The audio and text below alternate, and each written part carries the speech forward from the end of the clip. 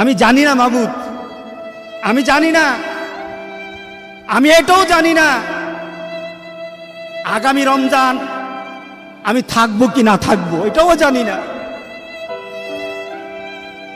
আগামী রমজানে আমার অবস্থান হবে কিনা আমি জানি না।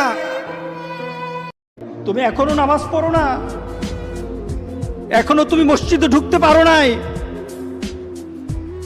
তুমি কি দেখো না মসজিদগুলি বন্ধ হয়ে গেছে? তুমি ইচ্ছা করলে আর মসজিদে ঢুকতে পারবা না, তুমি ইচ্ছা করলে আবার মসজিদে ঢুকতে পারবা না। দেখো না অনেক মসজিদ বন্ধ হয়ে গেছে। আমি আমার মৃত্যু নিয়ে আনন্দিত, কারণ এই মৃত্যুর পরবর্তী একটা সময় চলে আসবে, আমি মিলিত হয়ে যাবে আমার রাসূলের সাথে। আমি আমার রাসূলের সাথে মিলিত হয়ে যাব, মৃত্যুর পরই আমি আমার রাসূলের সাথে মিলিত হয়ে যাব। আমার মাবুদ আমাদের প্রতি রাগ করে আছে, আমাদের মাবুদ আমাদের প্রতি রাগ করে আছে। আমাদের মাবুদকে আমাদেরকে সন্তুষ্ট করতে হবে, সন্তুষ্ট করতে হবে। যিনি গজব দিয়েছেন উনি আমাদেরকে বাঁচাবেন। আমরা আমাদের মাবুদকে রাজি করতে হবে। আমরা তওবার মাধ্যমে আল্লাহকে রাজি করতে আর চেষ্টা হব। গোটা পৃথিবীর মুসলমান, আর সময় নাই, আর সময় নাই। আপনি এখন বাংলাদেশের রাস্তাঘাটে হাঁটেন, এমন পরিবেশ যেন আল্লাহ না করে, জোরে বলে আল্লাহুম্মা আমিন, এমন পরিবেশ যেন আল্লাহ না করে বাংলাদেশের মানুষ ঘর থেকে বের হবে না। যখন ঘর থেকে কেউ বের হবে তার লাশটা বের হবে, কেউ জানাজাও দিবে না। এমন হয়ে যাবে যদি আল্লাহকে সন্তুষ্ট না করতে পারেন, এমন হয়ে যাবে। সুতরাং আমরা আল্লাহর কাছে প্রাণ বলে আজকে কাঁদি। যারা নামাজ পড়ো না, তুমি টের পাও না মসজিদের দরজা তোমার জন্য বন্ধ হয়ে যাবে। আমার মসজিদে একটা ছোট্ট বাচ্চা আসে, ছোট্ট একটা বাচ্চা। আমার মসজিদে অনেক বাচ্চা, ছোট্ট ছোট্ট বাচ্চা অনেক। ধরেন সকালবেলা কমসে কম 150 বাচ্চা থাকে, ছোট ছোট বাচ্চা। ছোট্ট একটা বাচ্চা আজকে কয়েকদিন ধরে আমার পাশে নামাজ পড়ে। ছেলেটা মুখটা ঢাকে, মাথাটা ঢাকে, মোজা পরে, সুন্দর ট্রাউজার পরে, হাতে একটা টর্চ লাইটটা রাখে, এরপরে সুন্নত আদায় করে চুপ করে বসে থাকে, একটু একটু আমার দিকে তাকায়। আমি তার গালটা ধরলাম, এত খুশি হয়ে গেছে ছেলেটা। আমি ছোট্ট বাচ্চার গালটা ধরে আমি অনুভব করলাম এই বাচ্চাটা ওই বাচ্চা না, এই বাচ্চাটা আল্লাহকে সন্তুষ্ট করার জন্য মাকে ডেকে ডেকে আগে ঘুম থেকে উঠে যায়। যদি মুসলমান হন আমার ভিডিওটা শুনে যাবেন। আল্লাহ তাআলা বলেন, সেই দুযোগের আগুন থেকে রক্ষা পাওয়ার চেষ্টা করো যার জ্বালানি হবে মানুষ ও পাথর, আর যা তৈরি করা হয়েছে কাফেরদের জন্য, মুসলমানদের জন্য না। আল্লাহ বলেছেন, যুবকদেরকে বলতেছেন, পুরুষদেরকে বলতেছেন, নারী দেখেছো চাইয়া থেকো না। ফতুয়া কি? একবার তাকাইলে অসুবিধা নাই, তোমার এই ফতুয়া কাজ হবে না, একবারও তাকাতে পারবে না। তোমার সামনে নারী আছে, চোখটা নিচের দিকে নামিয়ে দাও, তোমার চোখটাকে আল্লাহ সুবহানাহু ওয়া তাআলা জান্নাতে ঢুকিয়ে দিবে। প্রত্যেকটি যুবক এই চরিত্রের হও। কুল্লিল মুমিনাতি ইয়াগদুদনা মিন আবসারিহিন্না, প্রত্যেকটি মেয়ে তার চোখটাকে পর পুরুষ থেকে নিচের দিকে। মুসলমানদের মসজিদ জ্বালিয়ে দিতে পারবা, মুসলমানদের কোরআন জ্বালিয়ে দিতে পারবা, মুসলমানদের বাড়িঘর জ্বালিয়ে দিতে পারবা, তবে গোটা পৃথিবী থেকে মুসলমানদের ঈমানকে তোমরা জ্বালিয়ে দিতে পারবা না। তোমার সময়টা এত কম, তুমি আসরের সময় মাত্র আছো, একটু পরে কিন্তু সূর্য ডুবে যাবে। তোমার জীবনটা আসরের মতো, একটু পরে কিন্তু তোমার মাগরিব চলে আসবে। অর্থাৎ তোমার জীবনের যে সূর্যটা আছে, সূর্যটা কিন্তু প্রান্তে চলে এসেছে। তুমি সব সময় তোমার জন্ম থেকে তুমি জীবনের প্রান্তে আছো, ডুবে যাবে একটু পরে মাগরিব হয়ে যাবে। এটাই তোমার জীবন, ঠিক না? আসরের থেকে কিন্তু কোন লোক যদি একবার একটা টাকাও যদি সুদ খায়, সুদ দেয়, সুদ খায়, সুদ দেয়, একটা টাকা, রাসূল পাক সাল্লাল্লাহু আলাইহি সাল্লাম বলেছেন 39 বার জিনা করলে যত বড় গুনাহ হতো, যতটুকু গুনাহ হতো তার আমল নামায় এতটুকু ডুবে যায়। আজান হবে, আমি আর কাজে থাকবো না। আজান হবে, আমি আর কারোর সাথে বসা থাকবো না। আজান হবে, আমার বাবু যদি আমার কাছে থাকে, আমি আমার বাবার সাথে থাকবো না। আজান হবে, গোটা পৃথিবীর কোন ব্যক্তি যদি আমাকে ডাকে, ওই ডাকে সাড়া দেব না, আগে আমি আল্লাহর ডাকে সাড়া দেব। গিয়েছিলেন, দুই নানা নাতি মিলে ঘুরছি অনেক জায়গায়। মালয়েশিয়ার এক মন্ত্রণালয়েও আমরা অনেক ঘুরলাম, অনেকের সাথে আমরা মিটিং করলাম। তো হঠাৎ করে শুনলাম এখন নানা ভাই অসুস্থ হয়ে গেছেন, শ্বাসকষ্ট হচ্ছে, আসার কথা ছিল, এখন হসপিটালে যাবেন। তো আমরা আমার প্রিয় নানা ভাইয়ের জন্য সবাই মিলে আজকের প্রোগ্রাম থেকে দোয়া করি, আল্লাহ তাআলা যেন শিফায়ে কামেলা আজেলা নাসিব করে, খুব দ্রুত সুস্থ হয়ে আবার যেন দাওয়াতি কাজে মনোনিবেশ করতে পারে, আল্লাহ তৌফিক দান করুক। তিনি যেভাবে কোরআনের আলোকে গোটা বাংলাদেশ সহ গোটা বিশ্বে ছড়িয়ে দিচ্ছে, এর ধারাবাহিকতা আল্লাহ তুমি অটুট রাখো, তাকে তুমি সুস্থ রাখো।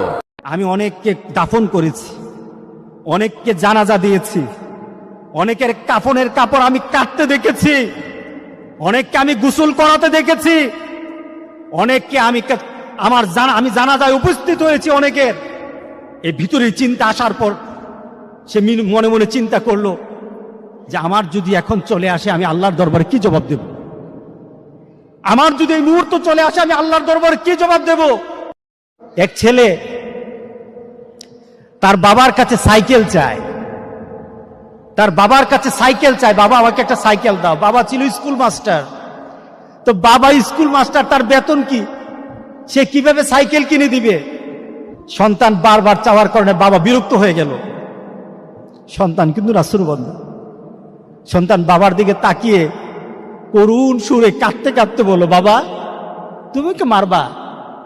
তুমি ছাড়া আমি কার কাছে চাইবো বলো? তুমি ছাড়া তো আমার আর চাওয়ার জায়গা নাই, তুমি আমার আব্বা, এছাড়া আমি কার কাছে চাইবো?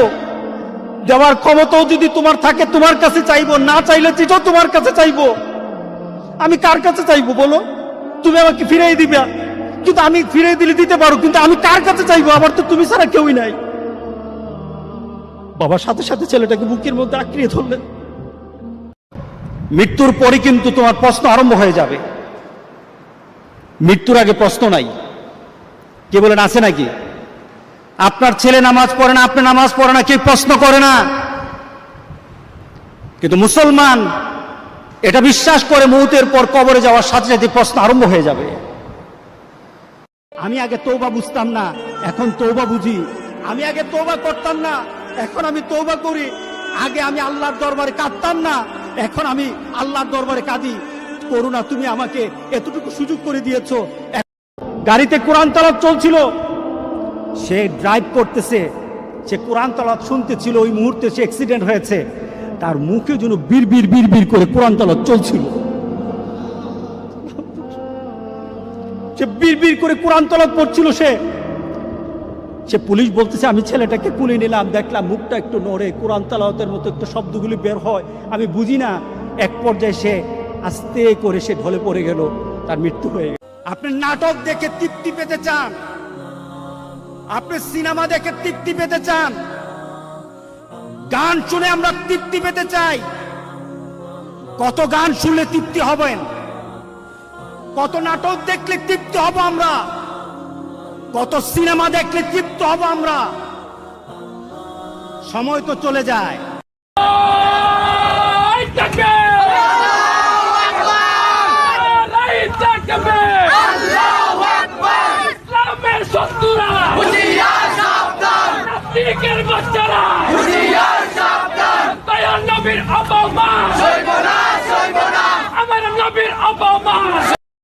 আমি খেতে বসি, বিসমিল্লাহ বলে খাই, আলহামদুলিল্লাহ বলে শেষ করি। তার মানে কি, খাওয়াটা শেষ হয় নাই। আমার আল্লাহ শুকুরের মাধ্যমে, শুকরিয়ার মাধ্যমে এবং বিসমিল্লাহ বলে আরম্ভ করার মাধ্যমে আমি আমার খাদ্যটাকে জান্নাতে ট্রান্সফার করে দিয়েছি। গত কয়েকদিন আগে সৌদি আরব থেকে আমার একটা ছাত্র আমাকে ফোন দিল, হুজুর চাকরি পাই না, হুজুর চাকরি পাই না, সৌদি আরবে চাকরি পাই না হুজুর। তা আমি বললাম, কেন চাকরি পাও না? হুজুর যেখানে যায় যদি একটু ভালো চাকরি হয় ও দাড়ি কামাতে হবে। আমি বললাম দাড়ি কামাবো না। কয়েকদিন পরে বললো, হুজুর চাকরি তো পাই না, ভালো কোনো চাকরি পেতে দাড়িটা কেটে ফেলা লাগে। আমি বললাম চেষ্টা করতে থাক না, দেখে না আল্লাহ বরকত দেয় কিনা। অবশ্যই আল্লাহ বরকত দিবে। সে অনেকদিন পরে দেখি রাতের বেলা আমাকে ফোন দিয়ে কেঁদে দিল, হুজুর আজকে 1 বছর হলো দাড়িটা আছে বলে আমাকে চাকরি দেয় না, আর আমি দাড়ি শেভ করে গিয়েছি, আমার চাকরি হয়ে গেছে। কি বলেন? এটা আজকে আমাদের পরিচয় হয়ে গেছে না? আমরাই আমাদের দুশ্মন হয়ে গেছি। আমরা ইসলামের বিরুদ্ধে চলে গেছি।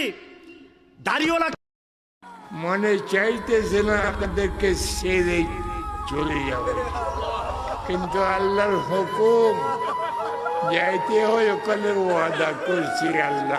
ওইদিন একটা টিভির অনুষ্ঠান দেখলাম, হুজুর একজন, হুজুর কয়জন, আর তিনজনে কথা বলে, তিনজনে হুজুরকে আক্রমণ করতেছে। আপনি এ করেন ইসলাম দিয়ে কি হবে? ইসলাম যখন রাষ্ট্রধর্ম ইসলাম ছিল না, তখন কি আপনার নামাজ পড়েন নাই? দিনের পথে ছিলেন না? এইভাবে হুজুরকে আক্রমণ করছে। কয়জনে? এক মহিলা আর দুইজন, হয়তো অনেকে দেখছেন। হুজুরে একা কয়জন উত্তর দিবে? এদিক দিয়ে একজনে কলে, আরেক দিক দিয়ে কয়, আরেকজন, মানে হুজুর আপনার 12টা বাজাই দিমু। হুজুর একা না, হুজুর সেখানে একা না। আর তোমরা তিনজনই তিনজন। হুজুর একা নয়, হুজুরের সাথে আল্লাহ আছে, রাসূল আছে, আর মুমিন বান্দারা হুজুরের সাথে আছে। কথা ঠিক আছে কিনা বলেন?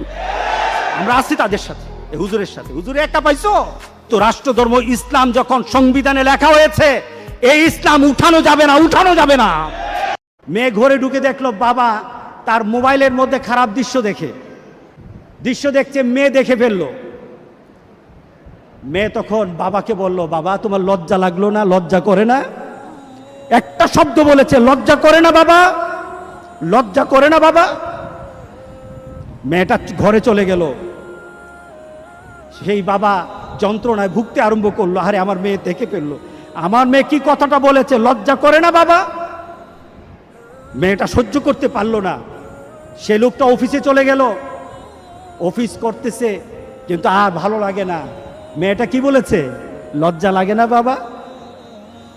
কিন্তু মেয়েটার যন্ত্রণায় সে হার্ট ফিল করলো, বাবার এই অবস্থা দেখে হার্ট ফিল করলো। মেয়েটা এরপরে মারা গেল। সেই রব্বানা এই দুনিয়ায় পাঠাইয়া কেন থাকতে দিবানা? ওরে ঘর দিলা, সংসার দিলা, অনন্ত বাসনা দিলা জন। যুবক, আজকে তোমাদেরকে বলি, তুমি যদি মুসলমানের সন্তান হয়ে থাকো, তাহলে আজকে তোমাকে এই চিন্তা করতে হবে, এমন কাজ আমি করব না যেই কাজের জন্য আমাকে মৃত্যু পরবর্তী জীবনে আমাকে গুনাহ পেতে থাকবো, এই কাজ আমি করব না। এটা মুসলমান, এটা হলো মুহাম্মদ সাল্লাল্লাহু আলাইহি সাল্লামের কলিজার টুকরা উম্মত, এটা হলো উম্মতের পরিচয়। আজকে আপনি আশ্চর্য হবেন, গোটা যখন তোমার সামনে লাশটা চলে আসবে, তখন তুমি যদি আল্লাহর উপর সন্তুষ্ট হয়ে থাকো, তোমার ঘর পুড়ে গেছে, তোমার কিছু হারিয়ে গেছে, তোমার সম্পদ নষ্ট হয়ে গেছে, তোমার সকল কিছু দুনিয়া থেকে চলে গেছে, তুমি যখন ধৈর্য ধারণ করে, তখন তুমি যদি বলো ইন্না লিল্লাহি ওয়া ইন্না ইলাইহি রাজিউন, তোমার দুনিয়াও লাভের হবে, আখিরাতও লাভের হয়ে যাবে। আল্লাহু আকবার বলি, আল্লাহর কসম খেয়ে বলি, রাসূল সাল্লাল্লাহু আলাইহি সাল্লামের কথা, কেউ যদি জিনা করে আর ওই জিনার সাথে কেউ যদি তার মৌন সমর্থন হোক হয়ে গেছে, কি করা, বিচারটা করব কিভাবে, এই ধরনের বিভিন্ন কথা বলে যদি এই জেনাকে মেনে নেয়, ধর্ষণকে মেনে নেয়, রাসূল সাল্লাল্লাহু আলাইহি সাল্লাম বলেছেন কাল হাসরের দিন তাকে দায়ুসের কাতারে দাঁড় করানো হবে। যদি আপনার সন্তানকে আপনি মনে করেন আল্লাহওয়ালা বানাবেন, জান্নাতের রাস্তায় উঠাতে চান, সর্বপ্রথম হলো নিজে নামাজ পড়তে হবে। নামাজ যারা পড়ে না, ঘাড় ধরে ধরে তাদেরকে আনেন। কেন নামাজ পড়বা না? তুমি মুসলমান, এই মুহূর্তে তুমি আমরা এক কাতারে দাঁড়াই, এটা যদি আপনার সন্তান হয়, ধরেন নামাজ পড়তে আসো। রাগ করতেছেন? কঠিন করে কথা বলেছি? আমি কঠিন করে বলি নাই, আমাকে বলানো হয়েছে মুহাম্মদ সাল্লাল্লাহু আলাইহি সাল্লামের কথা কঠিন ছিল নামাজের ব্যাপারে। কেউ যদি আমার কঠিন কথাকে কঠিন হিসাবে নেন, তাহলে রাসূলকে কঠিন বানাতে হবে। রাতের বেলা দাঁড়িয়ে দাঁড়িয়ে রাসূল নামাজ পড়তেন, পা গুলি ফুলে যেত। রাসূল পাক সাল্লাল্লাহু আলাইহি সাল্লাম যখন রোজা আরম্ভ করতেন, রাসূল পাক সাল্লাল্লাহু আলাইহি সাল্লাম একদিন নয়, 2 দিন নয়, এমন সময়, লম্বা সময় না খেয়ে থাকতেন। সুবহানাল্লাহ। যে আজকে ফজর নামাজ তো আমি পড়ি নাই, গত রাত্রের এশার নামাজ তো আমি পড়ি নাই, গতকালের মাগরিবের নামাজ আমি পড়ি নাই, গতকালের আসর নামাজ তো আমি পড়ি নাই, গতকালের আমি জুহরের নামাজ তো আমি পড়ি নাই। এই গণনার জন্য অন্য কেউই লাগবে না। এর জন্য আল্লাহ সুবহানাহু ওয়া তাআলা বলেন, বান্দা হাসরের দিন কিন্তু আমি গণনার আগে তোকে আমি গণনার সুযোগ করে দেব। আল্লাহর কাছে ক্ষমা চাও, দুনিয়াটা কিছুই না রে যুবক। ওই কবরে যাওয়ার পরে গুনাহগারের কবরের দুই পার্শ্বের মাটির চাপ, পাজরের হাড় চুরমার হয়ে যাবে। একটা নয়, দুটো নয়, 70 থেকে 99টা সাপের। রাতের বেলা জাগো, প্রথম আকাশে আল্লাহ চলে আসেন, বান্দাকে ডেকে ডেকে আল্লাহ বলতে থাকেন, কেউ কি আছো আমার কাছে চাওয়ার, আমি মাফ করে দেব। কেউ কি আমার কাছে গুনাহ মাফ চাইবা, আমি গুনাহ ক্ষমা করে দেব। কেউ কি আমার কাছে ভিক্ষা চাইবা, কিছু চাও আমার কাছে। আল্লাহ প্রথম আকাশে ডাকতে থাকেন, বান্দা আমার কাছে চা, আমি তোর ডাকটা গ্রহণ করে নেব, কবুল করে নেব। আল্লাহ প্রথম আকাশে প্রতিদিন এসে আল্লাহ ডাকতে থাকেন। রাতে